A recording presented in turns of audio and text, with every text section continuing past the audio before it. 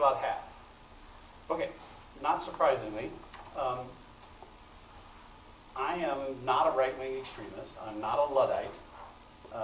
If you're planning on dismissing intelligent design based upon some notion that it's God-inspired, you're going to be very disappointed because I'm an atheist, so I have no particular point of view along those lines. Secondly, I'm not a scientist. I think we could agree that Z is, but I'm not. But I am a scientific man. I'm intelligent, and I'm not, prone to accepting goofy stuff. I believe what I believe, and I have a good reason for believing it. So let me tell you where I came to intelligent design. All I did was sit back and listen to the information and read the material that was coming to me. I didn't really go in any great effort to go seek it out. It came. And some of the things that I discovered was that evolutionary theory is not quite the consensus scientific theory that it is often portrayed to be. As a matter of fact, it's got some pretty big holes in it. Now, like a lot of science, those holes may eventually get plugged. Somebody may come up with very valid scientific explanations for those holes. But it was surprising to me because when I was taught evolutionary theory, no one ever mentioned any holes. No one ever mentioned any problems with the evolutionary theory. And they certainly didn't mention any other alternatives to it. It was take it or leave it, and by the way, it's pretty much a fact. We're just waiting for the rest of the data to come in. And that is not what I found out when I started to look into it.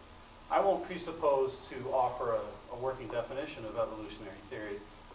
I'll let Z do that if that's what he chooses to do, but I will try to draw some distinctions and then tell you exactly where I think the big holes are, because that's at least the starting point for my belief. I'd like to clear up one thing, which is I'm not aware of anybody on the intelligent design side that has any great particular problem with what is commonly known as microevolution. In other words, if you have two dogs and they mate, you get a dog that has shared characteristics, so on and so on and so forth, but they're still dogs. The issue with the intelligent design side has to do with what is commonly referred to as macroevolution, which has to do with, I think the formal term is speciation, which is over time, by random chance, mutation, so on and so forth, you suddenly create a new species where there was not one before. That is where the intelligent design community has their biggest difficulties, and that's where they scientifically would prefer the line to be drawn. So again, if your presumption is that everybody in intelligent design is anti-evolution, you would be, I think, sorely disappointed. They're not anti-evolution.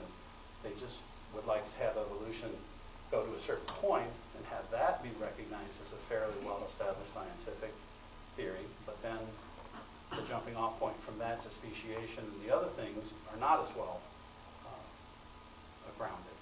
So if I were to describe some of the major problems, they would be, have you heard of the term irreducible complexity? Those that raised their hand, they knew about, so that's a term. Those that did not know anything about intelligent design, have you ever even heard the term irreducible complexity? Okay, well, here's a kind of a common working definition of irreducible complexity. You have a mousetrap. It has approximately 3 to 4 major moving parts. And if all 3 or 4 major moving parts work, it effectively catches a mouse. Now, that doesn't take into account the size of the trap, the nature of the steel string. These are all changes, modifications, so on and so forth. But you have to have those 3 or 4 pieces working together, or the mouse is not caught. So here is the evolutionary problem. If you are going by random chance, what is the random chance that those parts will ever find themselves in the same place at the same time, working in concert together to catch the mouse? And you say, yeah, but it's evolutionary. It goes by steps. The only problem with that, of course, is if none of those things will work until all 3 or 4 pieces are in the same place at the same time, there is no stepwise progression to it. Because the step just prior to that doesn't catch any mice, and therefore the mousetrap would die. So the term for that is called irreducible complexity. Mousetrap is a simplistic example. We may get into conversations about plankton, flagellum, the eye. These are some of the areas where scientists have done some work in this irreducible complexity area. The second little problem is, does anybody know about the Cambrian explosion? Okay, so evolutionary theory when you were taught in school is you started out with nothing. Over time, all of the animal and the whole phylum and the massive organizational creatures on the Earth arrived. The only problem is the fossil record doesn't say that that happened over this smooth bunch of time. The fossil record tends to indicate that nothing was happening, then all of a sudden in the Cambrian period you had almost the whole of all of the stuff show up, and then nothing happened after that. So obviously the problems that you have are, one is, how did it all happen in a much, much more compressed time? If you said, well, gee, you've got all this time for all these mutations to occur, well, it's not quite as much time as you would have thought. And then secondly, if the mutations and the evolution were occurring, why didn't it continue to evolve past the Cambrian period? So if the explosion happened during the Cambrian period, why did you not see subsequent explosions in the subsequent periods? It's almost as though someone geologically turned the light on, voila, and then geologically the light was turned off again, for want of an analogy. My own personal kind of logical issue with the fossil record is, James, can I use you as an example? I'm sorry, Bing. If you have a bunch of creatures called Bings, and this particular Bing creature is particularly well suited, and he becomes the father of the millennium for his particular Bings, that his fossil record would continue is not necessarily surprising. But just because he may be the father of the Bings of the millennium, that doesn't mean that all the other Bing fathers weren't still out there producing offspring.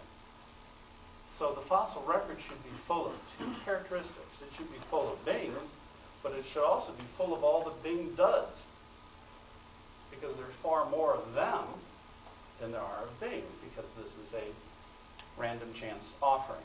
And again, the fossil record doesn't tend to indicate that. In addition to the holes in the fossil record tends to show this rather neat progression.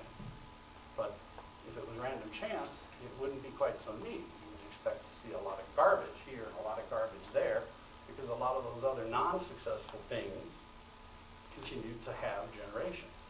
Also, I think, maybe Z can confirm this for us, a lot of mutations in biology are not what would be called successful mutations. Most mutations tend to be unsuccessful or detrimental to the organism, so that whole process would tend to have a negative effect as opposed to what the fossil record seems to indicate, which is this positive effect.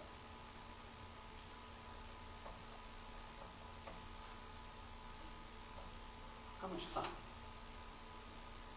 Minute 40. Perfect. Let me jump to the next kind of big, broad brush category. Even though I am not a spokesperson for ID, one of the things that's fascinated me is that ID, scientifically presented in peer review articles, if you have this notion that intelligent design are a bunch of knuckle scrapers who, work out of East Knuckle Butt, Arkansas, and have never seen the interior of the laboratory, you'd be way off. There are scientists that are writing peer-reviewed articles that are being published. But ironically enough, in spite of the status of their scientific research, they seem to be regularly dismissed, but more importantly than being dismissed, they seem to be hounded. And there's some fairly prominent cases that you may have heard about. Has anybody heard about the Smithsonian case? The research at the Smithsonian that was dismissed, and then the congressional inquiry showed that he had been dismissed without proper cause, and so on and so forth. And then anybody heard about the mathematician whose publication was peer-reviewed but not accepted for publication, and he sued, and the publisher had to pay him $100,000 in damages? See, it's interesting that you don't know these things, because you would think that that would be big news, wouldn't it? I mean, if a scientist put forth a theory and the consensus scientific community said, no, that's a bunch of nonsense, and then it was taken to court, and the court said, no, it didn't really work that way. The scientists, the ones that are purporting to promote the scientific method, were the ones that were found to be kind of not necessarily promoting the scientific method. I'm not denigrating scientists in general, because I don't think that's the way it works. I've never heard of that happening in other branches of science. But fascinatingly enough, in this one branch of science, it seems to be kind of rampant.